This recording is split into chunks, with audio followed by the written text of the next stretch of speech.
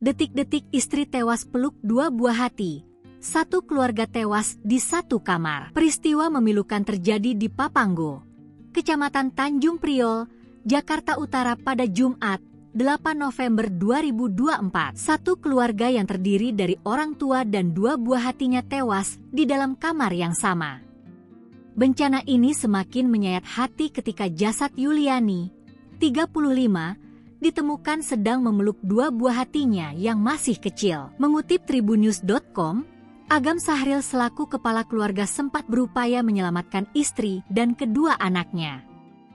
Padahal, Agam sebenarnya sudah sempat keluar rumah saat kebakaran terjadi. Agam sempat membantu warga lainnya menyiramkan air ke arah api yang berkobar. Namun, Agam menyadari istri dan kedua anaknya masih berada di dalam kamar, sehingga ia pun masuk lagi ke dalam rumah. Pada saat hendak menyelamatkan istri dan anak-anaknya, Agam pun ikut terjebak di dalam kamarnya.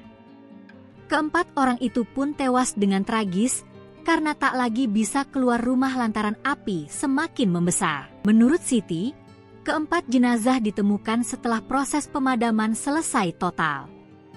Pada saat ditemukan, jenazah Yuliani terlihat dalam posisi memeluk kedua anak-anaknya. Ketua RT 12 RW 05 Papanggo, Siti Komariah, mengatakan kebakaran diawali korsleting listrik di ruang tamu.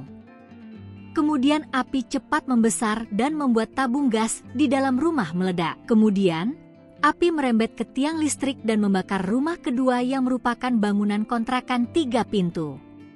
Jenazah 4 korban saat sudah dibawa ke RS Polri Kramat Jati untuk diautopsi.